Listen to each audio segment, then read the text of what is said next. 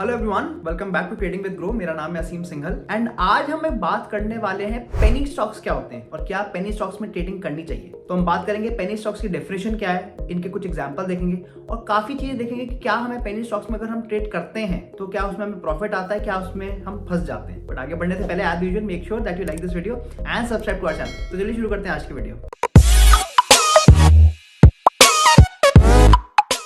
तो सबसे पहले समझते हैं कि पेनी स्टॉक कहां से आया और इसकी क्या डेफिनेशन है। एक पाउंड में, जो यूके का पाउंड होता है, उसमें 100 पेनीज होती हैं। पेनी स्टॉक का सीधा सा मतलब यह था कि वो स्टॉक्स जिनकी वैल्यू 1 पाउंड से भी कम है, मतलब अगर देखा जाए तो बहुत ही सस्ते स्टॉक। अब ये एक जनरलाइज टर्म हो गया, मतलब हम इंडिया में भी काफी जो सस्ते स्टॉक होते हैं उनको पेनी स्टॉक ही बुलाते हैं। अब काफी लोग इनके पीछे क्यों जाते हैं? बिकॉज ये स्टॉक बहुत सस्ता है, तो उनको लगता है कि फ्यूचर में आके बढ़ जाएगा तो हमारे को बहुत अच्छा प्रॉफिट मिल जाएगा।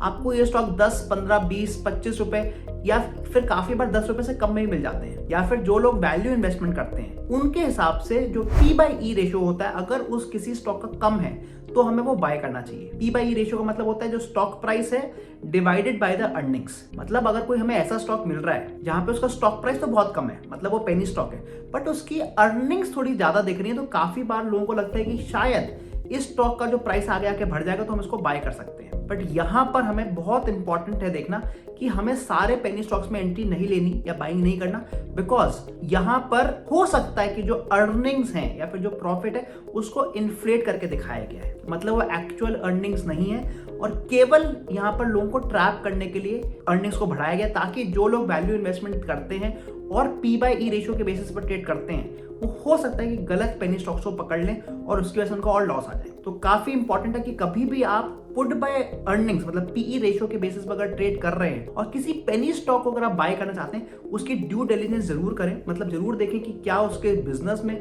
उतनी स्ट्रांग है वो बिजनेस की नहीं, कि उसकी जो अर्निंग्स दिख रही है मार्केट में क्या वो एक्चुअली सस्टेन कर पाएगा कि नहीं। तो ये तो हो गया कि हमें पेनी स्टॉक से क्यों बचना चाहिए from a fundamental point of view, but हम थोड़े टेक्निकल एनालिसिस भी देखेंगे कि क्यों पेनी स्टॉक्स में अगर हम ट्रेड करते हैं तो काफी बार हमारे लॉसेस आ जाते हैं। जिसका फर्स्ट रीजन है वो ये है कि पेनी स्टॉक में पंपिंग और डंपिंग होती है। मतलब अगर आप पेनी स्टॉक में बाइंग करते हैं तो काफी बार आप देखेंगे कि उनमें अपर सर्किट लगता जाएगा, मतलब आप स्टॉक में एंट्री नहीं ले पाएंगे। एक बार आपने बाइंग कर ली है तो आप बाइंग नहीं कर पाएंगे और उसके बाद काफी बार होता है कि सीधे अपर सर्किट लगते लगते वो लोअर सर्किट लगना शुरू हो जाता है, मतलब अब आप सेलिंग नहीं कर पाएंगे। इसका मतलब ये होता है कि अगर आपने उसमें एंट्री ली है तो आप एग्जिट करने में फंस जाएंगे और जब तक वो लोअर सर्किट से बाहर नहीं आता आप एग्जिट नहीं कर पाएंगे और काफी बार यहाँ पर लॉस हो जाता है। बिकॉज आपने अगर एंट्री ले ली है बाइंग की, अगर आप एग्जिट नहीं कर पा रहे और वो स्टॉक गिरते जा रहा है तो आप समझ सकते हैं कि आप पूरे दिन भर एग्जिट नहीं कर पाएंगे और आपको वेट करना पड़ेगा। स्पेशली अगर आप शॉर्ट सेलिंग करते हैं, शॉर्ट सेलिंग मतलब अगर आप इंट्राडे में सेलिंग करके ट्रेड करते हैं और अगर आप किसी पेनी स्टॉक को सेल कर देते हैं और उसमें अगर लोअर सर्किट या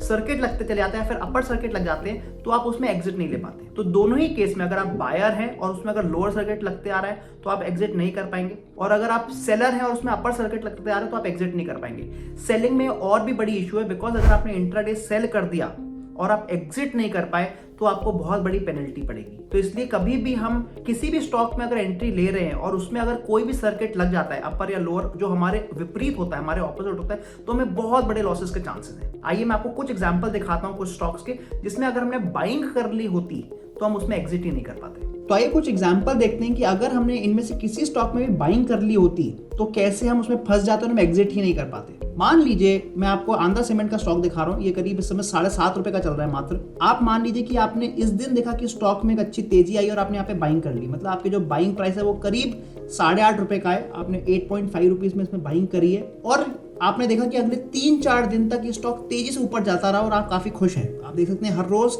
मार्केट हायर हाई बनाते चले आ रहा है, वो ऊपर चलते जा रहा है, बहुत तेजी से ऊपर जा रहा है और आप क्योंकि प्रॉफिट आ रहा है तो अभी आप एग्जिट नहीं ले रहे। बट यहीं पर सबसे बड़ी गलती होती है, बिकॉज जैसे ही यहाँ पर आपने देखा कि आपका लॉस आना शुरू हुआ, जो ये कैंडल आई है रेड कैंडल, बड़ी सी जो रेड कैंडल आई है जिससे मार्केट को लगा कि नीचे गिर रहा है, और यहाँ पर अगर आप एग्जिट लेने की कोशिश करेंगे तो आप यहाँ पर एग्जिट नहीं ले पाएंगे। यहाँ पर आप एग्जिट इसलिए नहीं ले पाएंगे बिकॉज इस समय सब लोग ही सेलिंग करना चाह रहे हैं। जी हाँ, इस स्टॉक में जब सब लोग सेलिंग करना चाह रहे हैं और कोई बायर ही नहीं है तो आप एग्जिट नहीं कर पाएंगे। और आप देख सकते हैं उसके अगले 10 दिन ये स्टॉक गिरता चला गया और यहाँ पर कोई बायर ही नहीं है। अगर आपको दिख रहा है कि प्राइस ऐसे जा रहा है, मतलब देयर इज नो बायर और कोई इस स्टॉक को बाइंग करना नहीं चाह रहा है। तो अगर आप सेलिंग करने की कोशिश भी कर रहे हैं, आपका ऑर्डर रिजेक्ट हो जाएगा। तो जो आपने चीज 8.5 रुपए की खरीदी थी, आप फाइनली जाकर यहां पर एग्जिट कर पाएंगे, जो कि करीब 6.6 का है। मतलब आपको इस स्टॉक में केवल 15-20 दिनों में 2 रुपए का लॉस हुआ, but in terms of percentage आपने मोर देन 25% का लॉस कर लिया। तो इस तरीके से आप फंस सकते हैं अगर आप कभी भी पेनी स्टॉक में ट्रेड करते हैं। तो बिकॉज काफी बार देखा गया कि जब पेनी स्टॉक ऊपर जाता है तो आप एंट्री नहीं ले पाएंगे, बिकॉज वो अपर सर्किट लगते जा रहा है, और अगर वो नीचे आ रहा है तो आप एग्जिट नहीं कर पाएंगे क्योंकि उसमें लोअर सर्किट लगते जा रहा है। एक और एग्जांपल देख लेते हैं इस तरह का। मैं आपको अब वाइसरॉय होटल्स का एग्जांपल दिखा रहा हूं, एंड यहाँ पर जो स्टॉक की वैल्यू चल रही है वो तो केवल 2.2 रुपीज चल रही है। अगेन आप यहाँ देखेंगे कि अगर आपने एंट्री करने की कोशिश करी तो यस, स्टॉक तेजी से ऊपर जरूर जाएगा, पर जिस दिन वो गिरना शुरू होता है वो बहुत तेजी से, उतनी तेजी से नीचे गिर जाता है। बिकॉज यहाँ पर जिन लोगों ने पंपिंग करी थी, मतलब जो स्मार्ट मनी था, जिन्होंने यहाँ पर एंट्री ली थी, वो यहाँ पर एग्जिट कर देंगे, बट आपको नहीं पता होगा कि आज एग्जिट करना है। एंड एक बार यहाँ पे लोअर सर्किट लगना शुरू हो गया, अगेन स्टॉक नीचे गिरता चले जाएगा और आपको एग्जिट करने का मौका ही नहीं मिलेगा। तो हमेशा याद रखें, अगर अपर सर्किट लग रहा है, अगर अपर सर्किट मतलब मार्केट ऊपर खुला और ऊपर ही रह गया लाइक दिस, तो आप उस दिन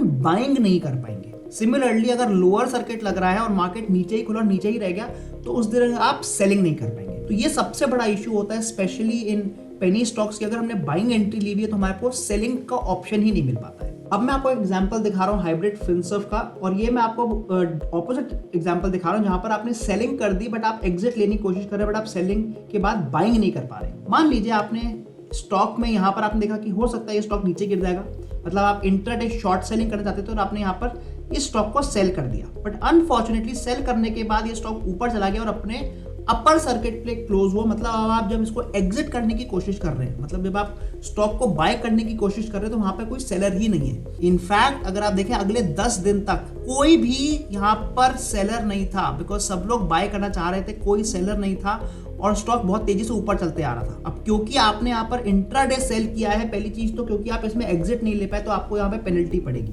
बिकॉज स्टॉक्स को अगर आप शॉर्ट सेल करके जाते हैं और वहां पर आप एग्जिट नहीं लेते, तो उसकी आपको एक्सचेंज पेनल्टी देता है, और ये पेनल्टी काफी महंगी होती है। तो पहली चीज तो यहाँ पर आपको पेनल्टी पड़ी बिकॉज आपने शॉर्ट सेल किया था इंट्राडे स्टॉक और आप उसको एग्जिट नहीं कर पाए। दूसरी चीज, क्योंकि दूसरे दिन मार्केट भी ऊपर खुला, तो आपको जो बाइंग प्राइस भी होगा वो भी बहुत महंगा मिलेगा, तो आपको उसकी वजह से भी लॉस होगा। तो स्पेशली अगर हम पेनी स्टॉक्स में ट्रेड करते हैं और अगर हम शॉर्ट सेलिंग करते हैं, वहां पर बहुत ज्यादा चांसेस होते हैं कि हम फंस सकते हैं। अगर हमारे को कोई वहां पर बाद में जाकर सेलर नहीं मिला और हम बाइंग करने की कोशिश कर रहे हैं, हो सकता है हमारी एग्जिट ही ना हो पाए और उस केस में हमारे को पेनल्टी बहुत बड़ी मिल जाती है। तो हमने एक चीज तो देखी कि हाँ, अगर हम कभी भी पेनी स्टॉक में बाइंग या सेलिंग करते हैं और अगर हमें एग्जिट नहीं मिल पाती तो हमें को बहुत बड़ा लॉस हो जाता है। उसके अलावा एक और जो आपको लॉस होता है अगर आप पेनी स्टॉक्स में ट्रेड करते हैं, तो जो आपका बिड आस्क स्प्रेड है वो बहुत ज्यादा होता है, और ये स्पेशली ज्यादा इसलिए होता है क्योंकि इन स्टॉक्स में वॉल्यूम बहुत कम होता है। बिड आस्क स्प्रेड का मतलब है कि मान लीजिए आप तो किसी स्टॉक को 10 रुपए में बाय करने की कोशिश कर रहे हैं, पर जो सेलर है वो सीधा 10.5 रुपए में ही बेच रहा है, मतलब आपको ये स्टॉक 10 रुपए में मिलेगा ही नहीं।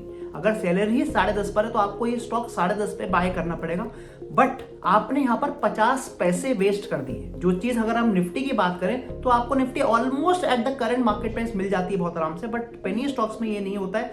आप आराम से 5% तक आप अपना प्रॉफिट वेस्ट कर देते हैं, क्योंकि जो आपका बिड आस्क स्प्रेड है, जिसको हम स्लिपेज भी बोलते हैं, वो बहुत ज्यादा होता है। तो अगर आपने 10 रुपए की चीज 10.5 में बाय करी, तो आप समझ सकते हैं कि आपने ऑलरेडी 50 पैसे 10 रुपए पे वेस्ट कर दिए, मतलब 5% की वेस्टेज कर दी। सिमिलरली जब आप एग्जिट करेंगे, अगेन आपको वहां पर भी ये स्लिपेज आएगी, मतलब आपको इस ट्रेड में कम से कम 5 से 8% का लॉस तो वैसे ही हो जाना है without even going into the trade. तो आइए मैं आपको इसके भी कुछ एग्जांपल दिखाता हूं कि कैसे अगर हम कभी भी पेनी स्टॉक्स में ट्रेड करते हैं तो हमारे को बिड आस्क स्प्रेड से कैसे लॉस हो जाता है। तो मैं आपको अब श्याम टेलीकॉम का स्टॉक दिखा रहा हूँ, एंड इस समय इसका जो प्राइस चल रहा है वो केवल 11 रुपए चल रहा है, और आप इसको देख सकते हैं पहले भी इसने वही पंपिंग और डंपिंग करी हुई है, मतलब तेजी से स्टॉक ऊपर गया फिर तेजी से स्टॉक नीचे आ गया। और यहाँ पर जैसे हमने एग्जांपल लिया था कि अगर हम बाइंग या सेलिंग करते तो हम यहाँ पे फंस सकते थे, बट इस बार मैं आपको एग्जांपल दिखाने वाला हूँ कि हमारे को जो दूसरा लॉस होता है अगर हम इन स्टॉक्स में ट्रेड करते हैं, depending on the bid ask spread, वो कैसे होता है उसकी कैलकुलेशन में भी आपको मैं दिखाता हूँ। तो अगर हम यहाँ पर देखें कि आज हम अगर इस स्टॉक को बाइंग करने की कोशिश करते हैं तो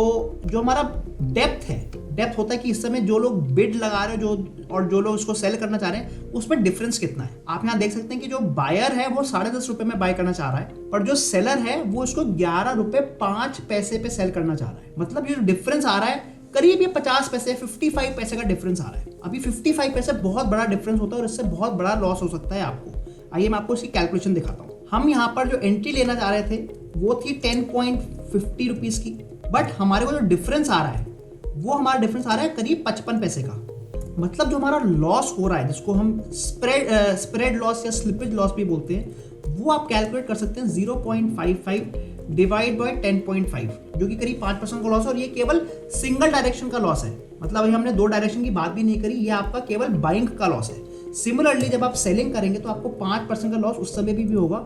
मतलब आपको टोटल जो लॉस हो रहा है वो 10% का हो रहा है बिकॉज ऑफ स्लिपेज कॉस्ट। ये बहुत बड़ा लॉस है। एंड अगर आप कभी भी किसी भी ट्रेड में लेते हैं स्पेशली ऑन पेनी स्टॉक्स, आप जरूर ये कैलकुलेट करें कि आपका कितना स्लिपेज लॉस हो रहा है और अगर ये 1 या 2% से ज्यादा है तो उस ट्रेड को हम जरूर अवॉइड करना चाहिए। तीसरा रीजन जो है जिसकी वजह से हमें इन तरह की पेनी स्टॉक्स में ट्रेड नहीं करना चाहिए वो ये है कि काफी बार देखा गया है कि जो ये कंपनी होती है वो शेल कंपनीज होती हैं। शेल कंपनीज का मतलब कि इसमें कोई बिजनेस नहीं चल रहा, सारा बिजनेस इसमें से निकल चुका है, ये केवल एक होल्डिंग कंपनी रह गई है या काफी बार ये गलत काम भी करती हैं या फिर ये केवल डिस्गाइज में काम कर रही हैं, इनमें कोई एंटरप्राइज वैल्यू नहीं बची है। और इस तरह के एग्जाम्पल मैं आपको बता सकता हूँ। पहले की अगर हम बात करें तो काफी IT कंपनीज शेल कंपनीज बन गई थी, या फिर बहुत रिसेंटली बात करें तो गीतांजलि जेम्स भी एक तरह की शेल कंपनी बन गई थी। और अगर आप इन तरह की कंपनी से बाइंग कर लेते हो और काफी अच्छी क्वांटिटी में अगर आपके पास स्टॉक है तो ये भी हो सकता है कि सेबी आपसे कुछ पूछताछ करे because now you are the owner. हमेशा याद रखें जब भी आप स्टॉक को खरीदते हैं तो आप उसकी इक्विटी खरीद रहे हैं, आप उस कंपनी का हिस्सा बन रहे हैं। तो ये भी हो सकता है कि अगर आपकी क्वांटिटी बहुत ज्यादा है तो सेबी आपसे पूछे कि आपके पास इतनी बड़ी क्वांटिटी क्यों है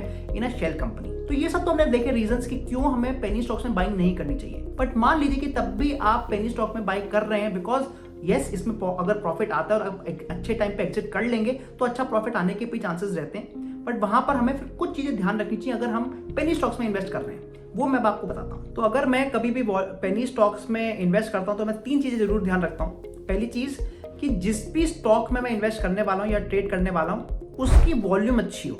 अगर आपकी वॉल्यूम ज्यादा अच्छी होगी तो आपको बिडा स्प्रेड या फिर जो हमने बात करी थी पंपिंग या डंपिंग उसके होने के चांसेस कम रहते हैं। तो वो हमेशा मेरा चेक करना जरूरी है कि क्या इस स्टॉक में डिसेंट वॉल्यूम है, तभी मैं इस स्टॉक में ट्रेडिंग करूंगा। दूसरी चीज कि कभी भी मैं पेनी स्टॉक्स में मेजर अपना पैसा नहीं लगाने वाला। मतलब अगर मान लीजिए मेरे पास लाख रुपए है तो मैक्सिमम केवल मैं 10% मतलब 10,000 रुपए ही ट्रेड करूंगा पेनी स्टॉक्स में।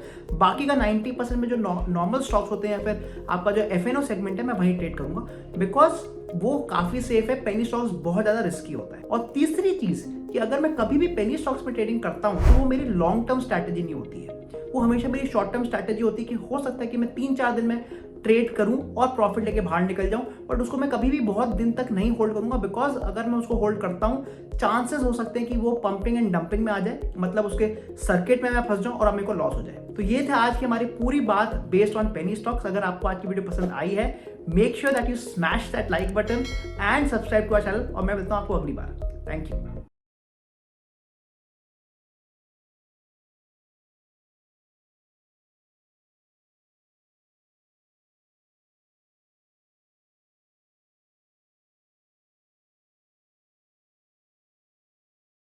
Mutual fund investments are subject to market risks. Read all scheme-related documents carefully.